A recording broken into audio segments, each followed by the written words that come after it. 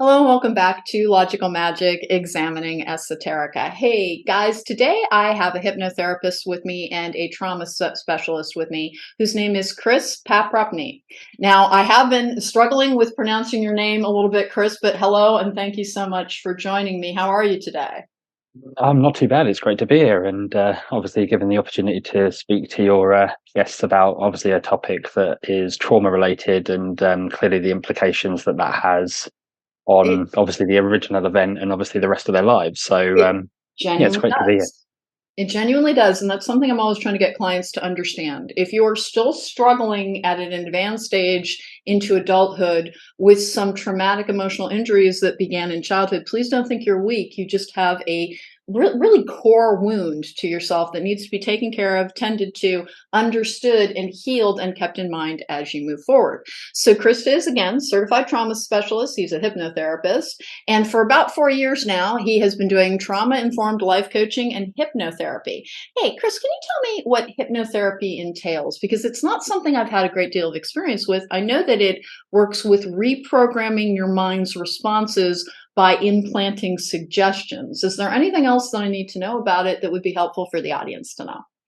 Yeah, so hypnotherapy obviously has a load of societal kind of fluff to it. So obviously you've seen probably scripts or videos whereby you have people instantly going into like hypnosis and then you get them running around like a fire hydrant or acting like a dog. It's like what you have to realize is that's called like staged hypnotherapy. So it's designed to kind of put people off doing the actual work, which is the hypnotherapy which is done by the specialists. Mhm. But when we look at hypnotherapy from a specialist point of view, all we're basically doing is giving you an altered state of consciousness. So what we're doing is we're shutting off the prefrontal cortex, which is the thinking part of the brain or the conscious element of the brain, so that we can access the subconscious programming behind. So when you go into hypnosis, you're kind of walked through kind of downstairs or across a beach. And the idea is to relax that thinking part of the brain.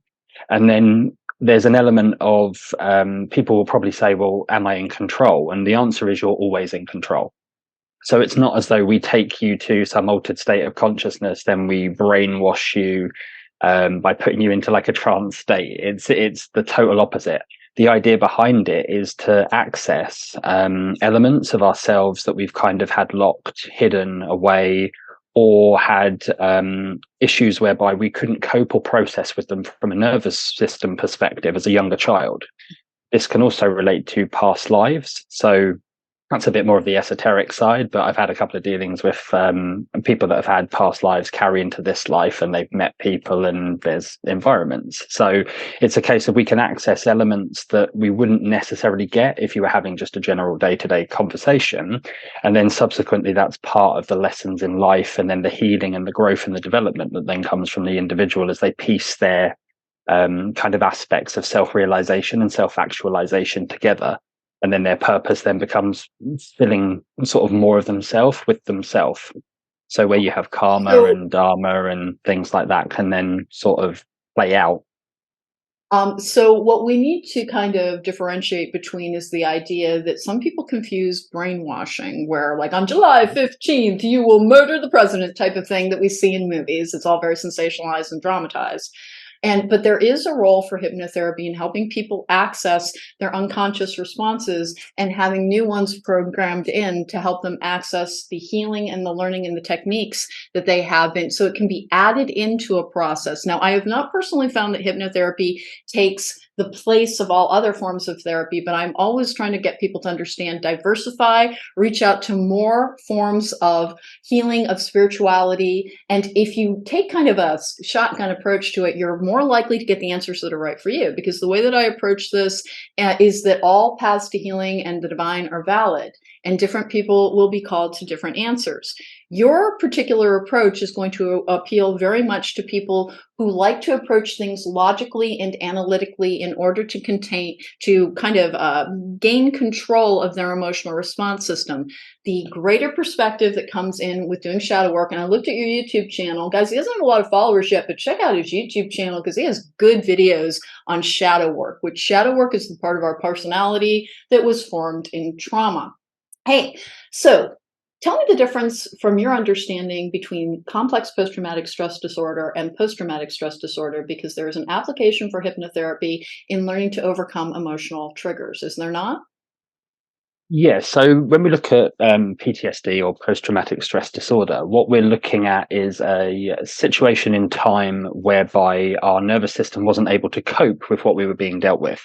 So this can happen pretty much at any point during life. It could be accidents, it could be like being at war, it could be some event that literally comes out the blue. So like you're in a car crash, or there's some element that then comes into play, and the nervous system in that moment doesn't have the facility to obviously deal and process with that emotion. So you'll be put into a state of fight or flight. Mhm. And then what will happen is you'll instantly be put into a freeze state as a result of that fight or flight.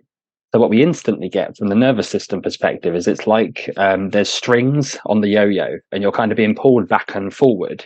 And then because you're not in a position whereby you can rest and digest or get to a state of calm, whereas like in the animal kingdom, they will go back to like the herd, and then they will shake it off and it will be released from all of the bodywork elements. We as humans then have to do dinner, then do homework, or watch programs, or go to bed, or then get up and go to work. And it's like we don't ever have that downtime to then process. So because we're then not completing that loop, it sits with us over time and then plays out in other situations. Like it might then become your boss is then the person that then triggers the PTSD, or it might be the partner that you're with that then triggers the PTSD. Whereas when we look at more complex PTSD, we're kind of going more back to childhood. Mhm. So we're at a stage whereby 0 to 7 is usually your developmental years. So if you receive during that period, and this is where I always go back, if I do like talk therapy, or if I do language, or if I do hypnotherapy, I always go back to 0 to 7, because that's Mhm. the critical developmental stage. And what then happens is you get cross of you're trying to learn to exist and survive in an environment. However, if there's a trauma or your needs aren't met, or you have some form of safety or lapse in security, and you don't feel as though you're able to process, which, to be fair, generationally, you kind of don't have these things passed down as coping mechanisms because everybody has different ways of dealing with things, but then these form lessons in life. But because you haven't then got that sturdy foundation in childhood in the developmental years, then you have the complex PTSD, because usually you'll get some type of acute trauma at the same time, be it sort of verbal abuse, or be it conflict. And then these basically compound the layers of what you're dealing with in terms of the stress and the trauma. And because not a lot of people sit there and go, well, how do the kids feel? Or how does this look from their perspective? You find that the child then has two options. So they've got option one, they're unsafe. But can you imagine living the rest of your life if you were thinking you were unsafe? It doesn't quite make sense. So what they then have to do is make themselves unsafe, but then they create a survival adaptation, which then becomes the identity away from the core wound, which is why it then becomes complex, because you've now got a gatekeeper Mhm. that is protecting this wounded child. So you're kind of bandaging it, but you're not allowing it to air, and you're not allowing it to heal.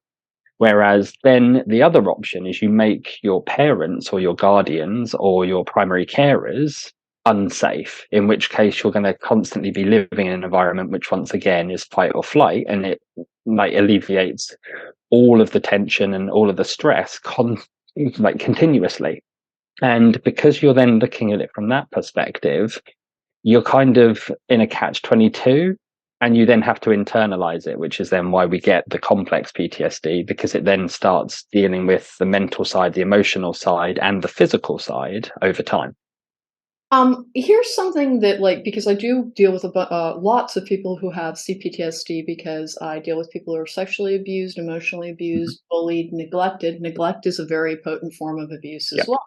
And what I'm always trying to get people to understand is, if you are struggling with triggers and with dissociation in your adult relationships and when you are feeling unsafe, the reason that you have a disproportionate response is that more emotion is coming to the table than the situation warrants, because you have tapped into that formative damage into those original traumatic wounds.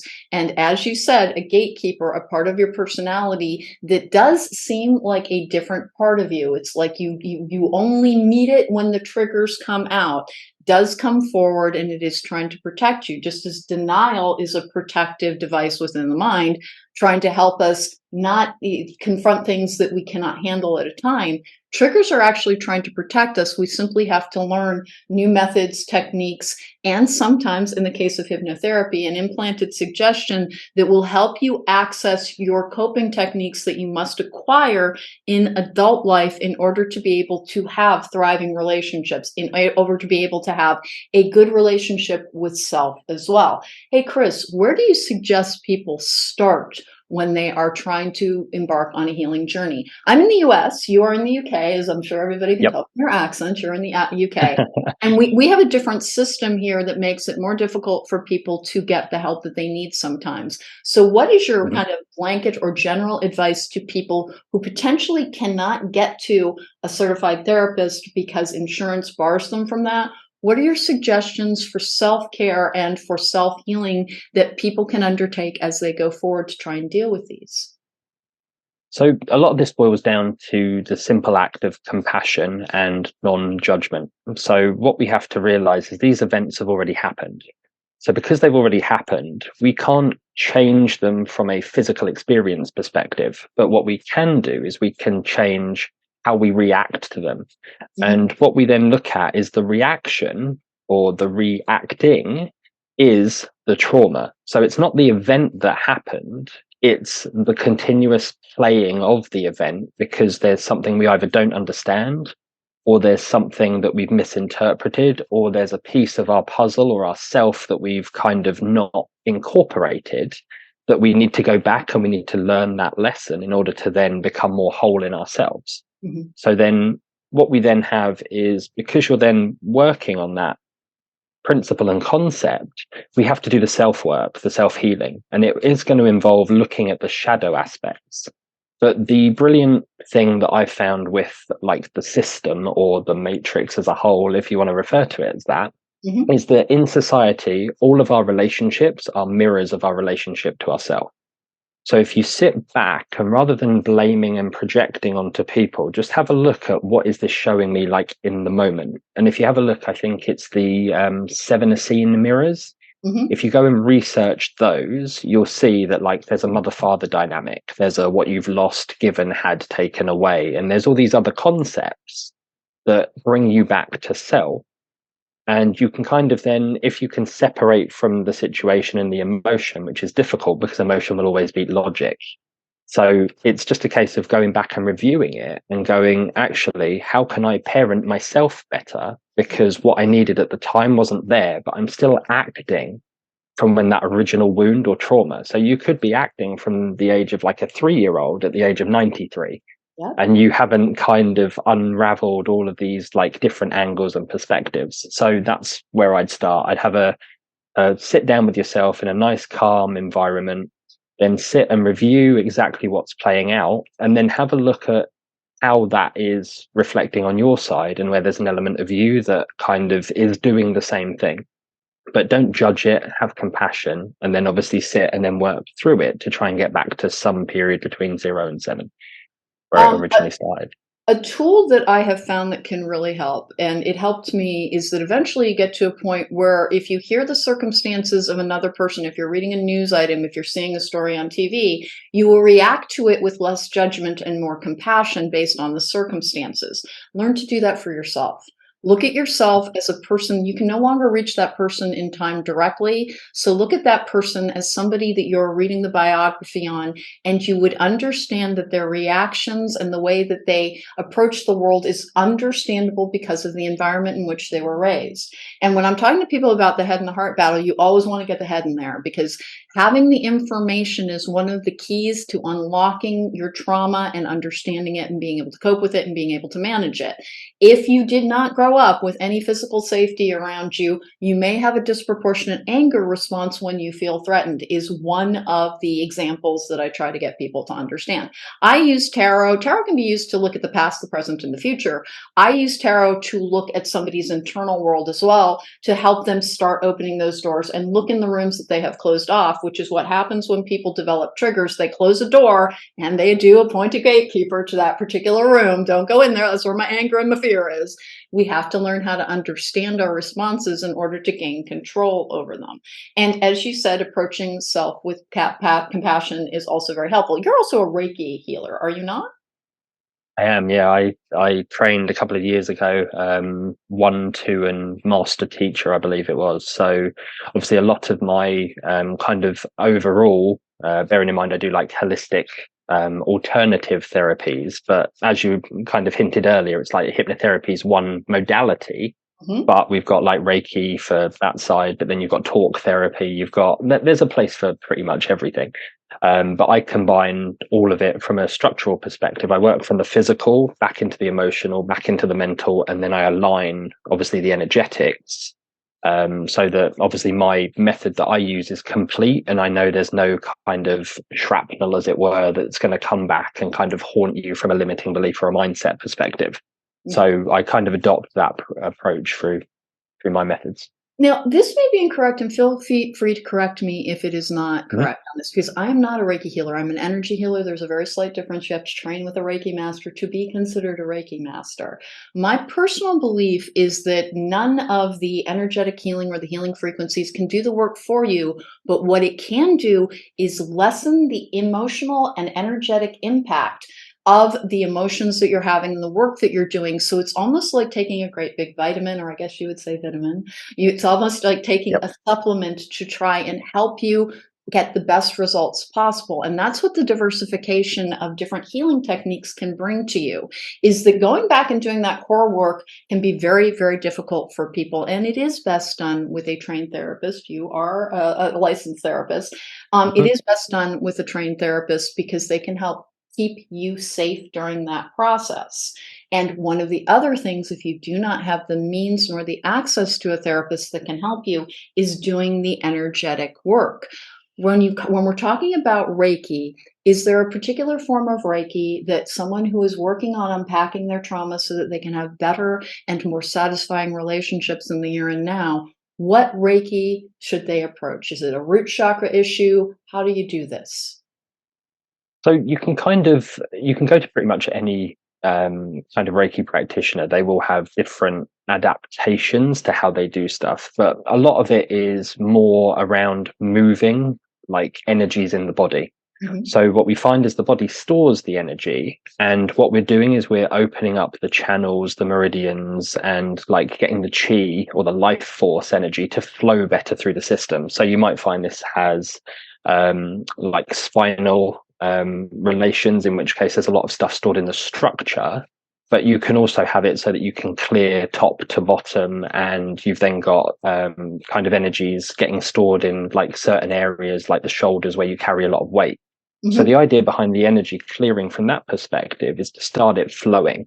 So what then happens is we have to then look at like emotion, i.e., energy in motion, which is an outward force, which is kind of what we want to do. We want to be expressing ourselves so that we're not storing it in the body.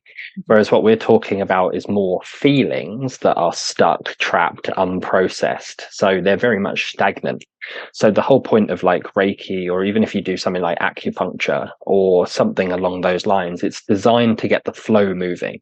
And then once we get that emotional flow moving, it starts triggering all these memories that are coming up. But a lot of people then get frightened at that stage because they're either on their own, or they've been triggered, or they're not in a safe environment. And then they close them off again. So the emotion then becomes a feeling, and then it gets trapped, and then you repeat that process. But as we had adhered to earlier, it's about giving ourselves that space and that compassion to literally feel and complete that cycle.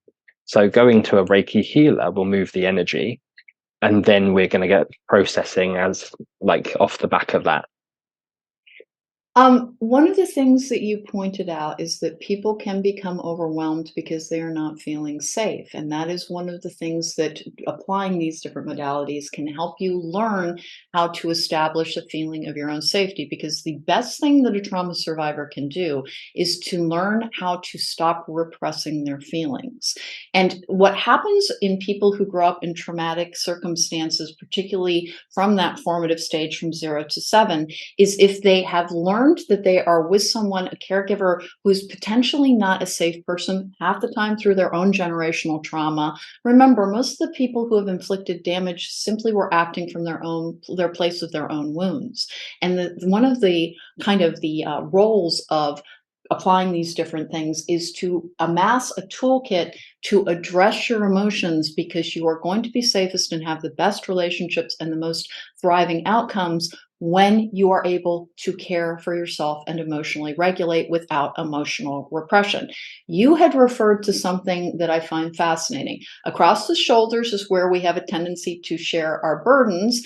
How about different areas of the body, like hips, that I understand are frequently about grief and other things that you're holding back? Are there any energy points in the body that people should be focusing on, perhaps their throat, being able to communicate? Does it work like that? Because chakras do.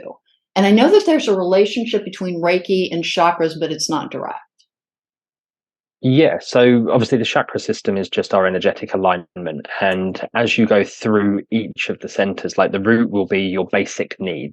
Hmm. So you'll find that kind of if you're having stability issues in terms of like money, then it'll be in like the basic needs. If you don't have like Maslow's hierarchy of needs, i.e. warmth, shelter, and all these like food and things like that, then you'll find it flares up in that region.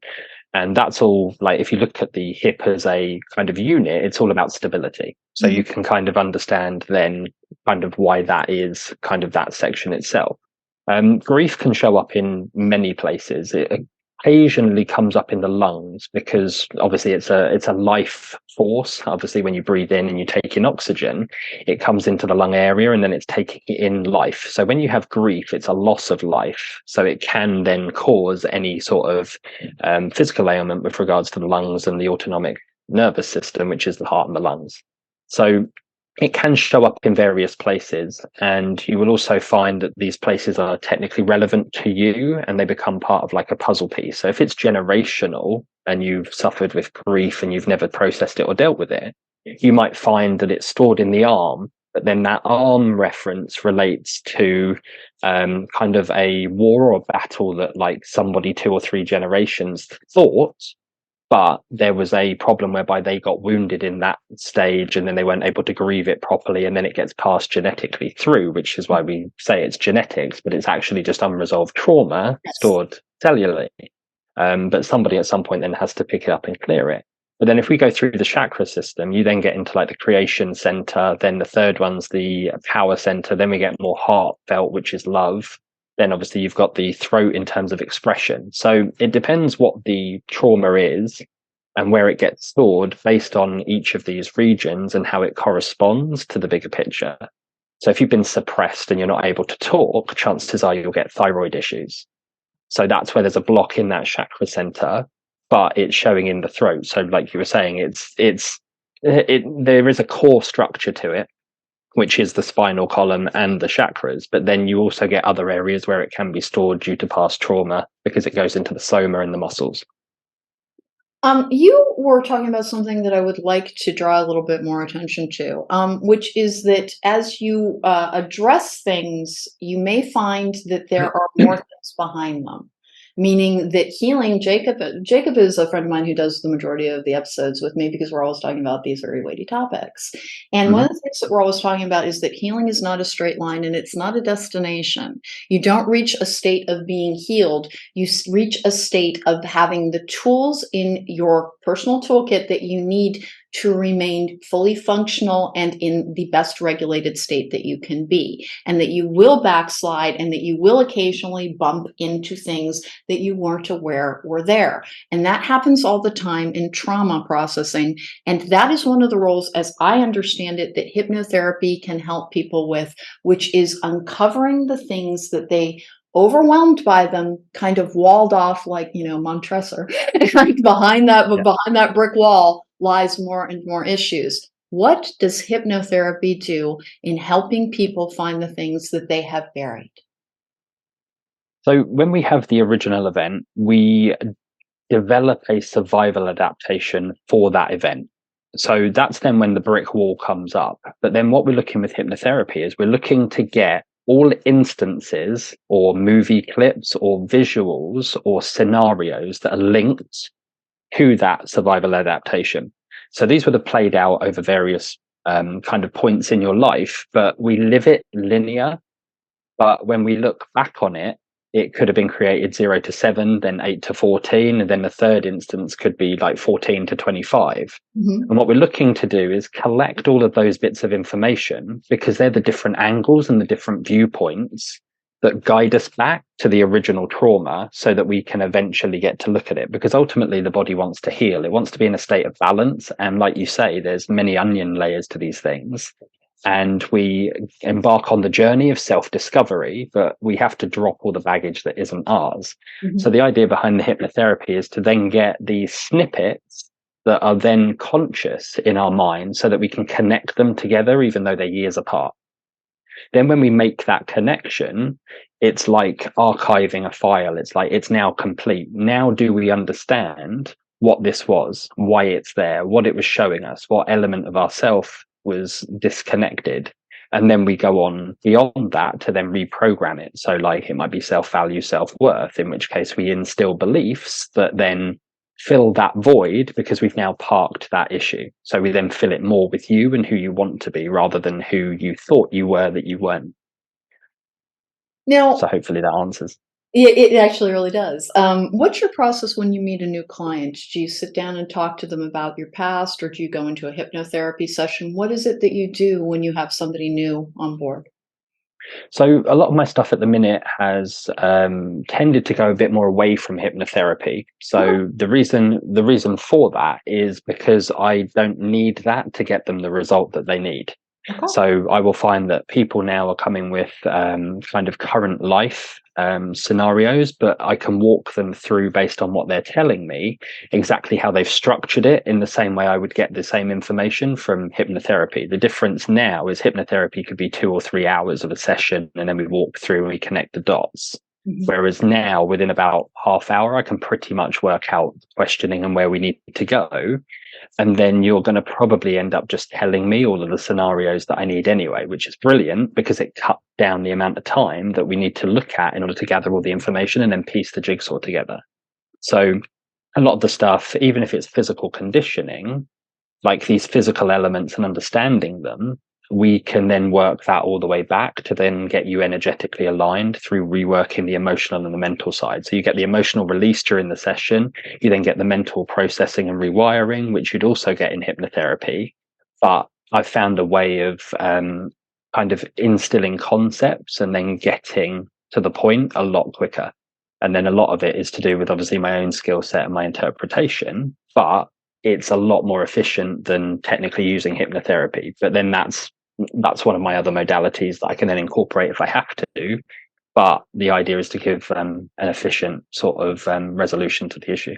Okay. Chris, what drew you to this particular line of work? Because most of the people that I find who are working in being trauma specialists or trying to help trauma survivors specifically, usually were either adjacent to a traumatic situation that formed them, or they experienced trauma themselves. So without like trying to violate your boundaries or anything, what's your background? So I started out actually in accountancy. So I was dealing with like 10,000 odd lines of random bits of data and finding problems. So that's kind of where I learned my problem solving skills. I then got to a position about 5 years ago where I had a sense of depersonalization and derealization, which I refer to now as like a secondary part of my spiritual awakening. So then I started seeing things differently and noticing that obviously what I'd always been told was actually the opposite of what it was. So I started then doing my own internal work, and I came across a lot of my own stuff from like a people pleasing aspect, a service to others aspect, where it was kind of heightened. So it was not balanced in that sense. It was kind of one extreme. And then the more I looked into it and I was getting into relationships, I was then finding that I was attracting people who had like childhood wounds. Mm-hmm. So like my first partner was very much kind of her parents split up from childhood. So you're missing one of these parent dynamics, which then allows you to work out roughly where the midpoint is to base a relationship on. But then moving beyond that, she had sexual abuse towards sort of her teen years. And then when you kind of understand that, I kind of got into the whole, well, why is all this happening? And I kind of got inquisitive with it. Okay. So because of like my people pleasing side, I got drawn to the trauma and I was stuck in trauma bonds. And it kind of led to a position whereby then I attracted another relationship. And then I found out that she was sexually abused by her dad at the age of 7. But we've now split because she wasn't kind of willing to do the work in terms of the shadow side to then understand it all, which is perfectly fine. We have free will, we have choices. It's like you've got the option as to what you then tend to do with it. It's called being a karmic partner. It's called being Yeah, exactly. So in those two like karmic relationships, we then had kids, which are obviously soul ties. Mm-hmm. And that the idea behind that is so that they can then resolve those traumas. But then I kind of got to the position whereby it's like, I'm here to help people. I'm a master 11 number, so I'm meant to do humanitarian type service work and be a guide, which is in alignment with who I am. But it was literally that realization that like you have pain, which is a given, right? So it's growing pains and it's called growing pains for a reason. So we have to go through those pains. Whereas the idea of suffering is optional. It's a choice. And because I've seen obviously what's then happened to some of these women that I've had associations with, I now have a skill set that allows me to stop that suffering. So what I'm then doing is obviously putting that now out into the world so that if there are people that are unnecessarily suffering, that they have an option that isn't necessarily available in society. We're not coping with these things. We're not managing them. We're getting to the root cause and we're clearing out all of the gunk that we kind of have gathered over the years that isn't ours to be kind of begin with. And then that unison then comes back to creating the whole process. Well, one of the reasons it's such an exciting time to be alive is that we are understanding of things like addiction. Addiction is quite frequently a trauma response. We have a tendency to put it down to genetics. It is most likely a trauma response versus simple genetics. There are ways to approach everything now that are deepening in sophistication and nuance. Our understanding of what a difficult backstory in your childhood has evolved over the last decade or so. And then the odd good silver lining of COVID was that there was this unifying event in which most people experienced a sudden traumatic event where their lives were kind of like taken out from underneath them. And it had a tendency to tap into their unresolved trauma from their own childhood. And it does give us the opportunity to improve our emotional and our energetic health by accessing the trauma of the past so that we can have better outcomes in the future. And that is what all of this work really is about. Hey, Chris, a couple of things that I saw on your website and with your channel and on your TikTok, because I checked them all out, was you do appear to understand that there is a physical component in terms of being fit and taking good care of yourself, that working in all, when we're talking about a holistic approach, diet, exercise, all of those things are great mood regulators. What do you suggest for people in that area? So if we're looking at like general physical health, the body is going to be like a device that feeds back to you. I mean, we look at it as this vessel that we are, but we don't ever look at it from a perspective of we're like a spiritual being living a temporary human existence. So when we take that step back and we look at the body, then we can look at it from a perspective of how aligned are we? Are we tired? Are we fatigued? It's like all of these things are kind of cues that something is out of alignment. And what we're then doing is there's no one size fits all. There's a kind of a stage that we get to. And it's interesting because I was talking about this the other day. A lot of people will go to the gym in order to look good. But the reason they're going is to look good because there's a vanity aspect in behind it that then obviously has a trauma behind it, which then goes to some unresolved issue. Whereas what we're looking at getting to is a position whereby each individual can find what works for them without a trauma response that needs to be fed or met and lesson based, that you're going to the gym just because you get to, just because you're blessed to be able to go to the gym, not because you're looking for a desired outcome that's based on kind of tending to a trauma. So, or seeking the validation from an exterior exactly. versus from Yeah. an interior place of loving and caring for oneself. Because that is actually the key to having the best relation. Because everybody starts out healing to try and feel better, but they also want better relationships with other people. And the way to do that is to start having an excellent caretaking relationship with oneself, which does include self-care, that includes taking fitness to the level that is appropriate for you in your physical body, and to understand any challenges that you have were brought to you not as a form of you're not uniquely afflicted, nothing's out to get you. It's there to try and help teach you a lesson about how you are best cared for, because we are spiritual beings here having a physical experience, and nothing about that physical experience is a true accident, which can be very overwhelming for people who have difficult backstories, because it's like, why would I do that to myself?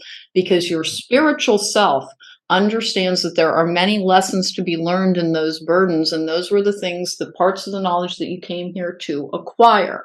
And being able to work in all of those different, we call it balancing the elements. What we're talking about has a lot of earth in it. I'm clearly very into the idea of examine it from what is known in the realm of psychology and in neuroscience, and you're going to have a much better result than if you just stick with the narrative around things like light workers and a couple of other things, which I'm not being dismissive towards. I'm just saying that that is part of an answer for some people, and it will be the answer for some people, but that it works best if you begin tying it into the mental energy of analysis that we're talking about, the practical energy of earth, which is what we're talking about, with robust physical self-care in the 3D, and other things that have to do with our 3D relationships, which kind of form the bulk of our emotional experience while we're here. The water element is our emotions, which all of those two things will help you deal with that one much better. And then the last one would be fire, which are the actions that we take and the impulses that we follow through on in the 3D. And one of the best roles in healing is learning how to take that fire and turn it not into something that is endlessly defending you, but rather something that is there to guard you if you need it, but mostly guide your experience forward, because part of prospering is growing and moving forward always. Now, Chris, one of the things that I found in like looking at your stuff was that you do take this very 3D approach and also incorporate spirituality. What do you think the role of spirituality is in healing? So it comes back to the earlier point. It's like we are spiritual beings. So technically we're just energy, and we're having this human experience. So what we have to do is we have to take the spiritual concepts and we have to bring them down to earth in a sense. So, you know, when they say it's like heaven on earth, that's kind of what we're looking at. So if you look at it from a place of the head, you've got HEAD, but you've also got HEA in heaven. But then if you look at the heel, it's HEEL, but then that's hell. So you've kind of got the body in a heaven and hell, bringing heaven to earth and getting away from the hell aspect, while we're kind of in this earth plane. So the reason I use the spiritual elements and the concepts is because they're going to be aligned from a higher perspective. So the question then becomes, how do we get that higher perspective knowledge into a lower level perspective that's understandable and applicable for the masses, so that then everybody can incorporate that? And then because it is spiritual and you are a spirit in essence, then you're technically going back to your roots, you're going back to who you are, and you're going back to concepts and principles that are aligned. And then all we're doing is we're just bringing that into the 3D physical existence in order to then better manage the it'll be density more than anything. It's like, it's really dense and heavy here. We're not floaty, we're not like spiritual, we're energy, but we're in a physical defined body that is dense, which is why we feel the emotions, which is why we have the mental constructs, because they're more dense than the spiritual aspect. And then the physical is clearly as dense as it's going to get. So it's about reducing that density Hence, it's called enlightenment, because we're increasing and ascending through all these energies to get back to source, or who we are at source. So that's kind of why I incorporate the spiritual into the physical realm from that perspective.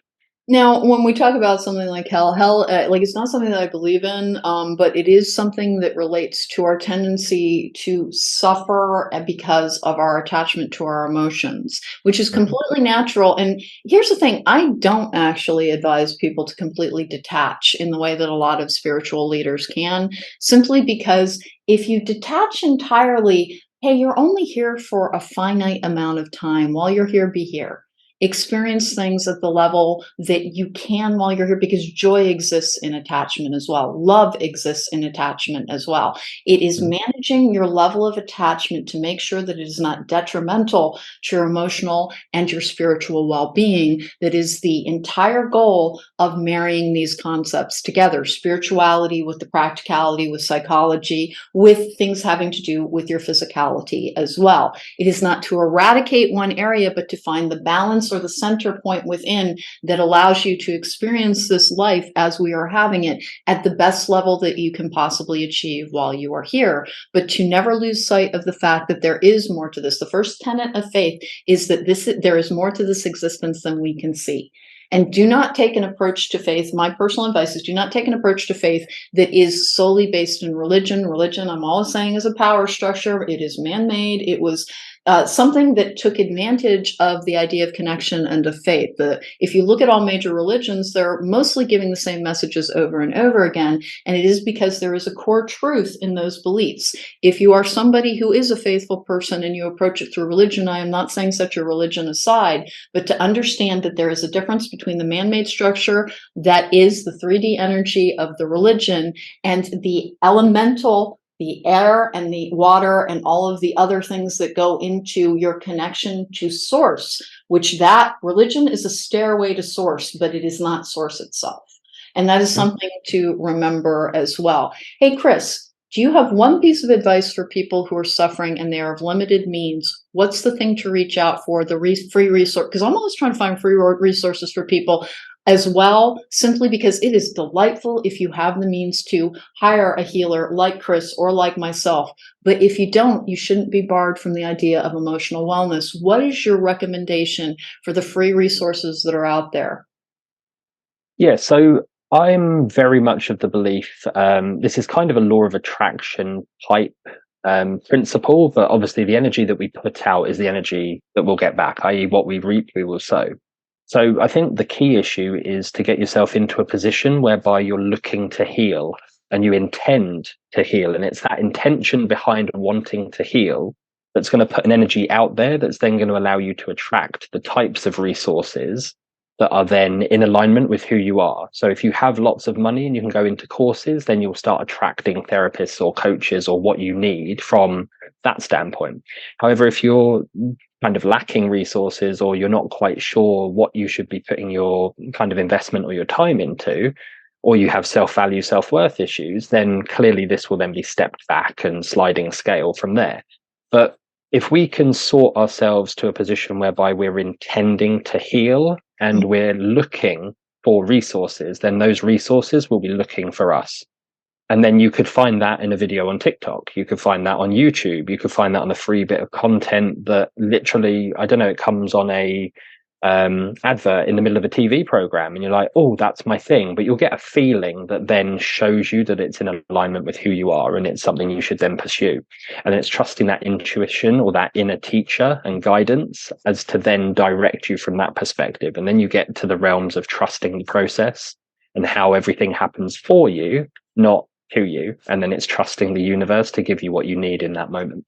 So I think that's the easiest way to go about it, really. And the first way to cast that line as you're trying to land the fish that is right for you is to approach search engines on things like Google, on YouTube, on TikTok, on Instagram, all of the platforms. If you put in healing codependency, healing from trauma, healing from CPTSD, you will get a return. And I know there is an algorithm behind that that will actually try and match something with your known search history, which means that it does have a relationship to what is best for you. Algorithms can be a problematic thing, but they can also be a very helpful tool. All the data that is collected about us also paves a path for those serendipitous events, for those things to find you. If you reach out, something will reach back to you. But it really is, we have to be, as I was talking to Jacob about the other day, we have to be our own catalyst. And that's what we're talking about, is taking that first step forward and not giving up on yourself. Because the hardest thing about healing is that we want it to be a 6-week crash course. I am all better. And that is not how it works. But the tools that you acquire over time will help you develop more finesse and nuance in dealing with yourself and having better and better outcomes. Hey, Chris, thank you so much for joining me today. There's going to be a link in the description box below on the podcast episode, and I'll try and make sure I get it in on the YouTube as well for your various social links. But can you please tell my audience where people can find you? Yeah, so the main website is Physical Finesse. So that's FINESSE.com. You can obviously book a discovery call if you want to even start exploring. That's free, and that's 30 to 45 minutes. Mm-hmm. You can visit me on Pensite, or you can go to any of my socials, which is TikTok, Instagram, and there's a bit on YouTube, and they're all under Physical Finesse. So if you search those, then you should be able to find out exactly where I am from there, really. So and you do work with people remotely, correct? Because you are obviously not in the same country that I am, so we are working remotely together today. But you do work with clients remotely as well, correct? Yeah, there's no change of impact. There's no kind of distance sort of variations. It's like the work that we would do can work literally remotely and from anywhere. So as long as you're willing to do the healing work and you're putting in the time and you're starting your journey and your own personal development, then that's all you technically need, and then you're just going to align with exactly what you need from that perspective. I'm going to take one moment to talk a little bit about remote versus in-person healing and or tarot work or anything else. People are very convinced that being in person with somebody will give them a better result. It is actually almost the opposite, and here is why. Mm-hmm. When you see somebody in person, we all have our defense systems that protect us as we go through the world. If you see somebody in person, a percentage of their energy, and it's usually not a small percentage, goes towards overcoming the natural defenses we have as we approach another person when they could physically impact us, and therefore our feeling of safety has to be reinforced. I actually get incredibly clear readings for people online, and it can often be much easier in a remote capacity than it is in somebody being in my office, because I am not a particularly big person, and it's not that my clients are giants, but honest to goodness, a lot of my energy in person goes towards overcoming that natural and warranted defense system. There's not a darn thing wrong with that defense system. Having your guard up appropriately is one of the things that will keep you safe in your walk through the world. But remember that when you're talking about dealing with a healer or a therapist remotely, it is not a lesser form of healing, and in fact can have greater and swifter results because the person is not overcoming your defense system. Okay, guys, that was our episode for today with Chris Paprotny, which I think I've conquered pronouncing your name. I certainly have tried. Thank you so much for your time. Thank you for sharing your expertise. Guys, please check him out. He is clearly somebody who has done the work and knows what he's talking about. He has actual certifications. I'm always urging people to go towards people who have done the background research in order to be able to give you the best care and the best results from that care. Thank you again, Chris. Take care. Be well. Been great. Everybody. Thanks.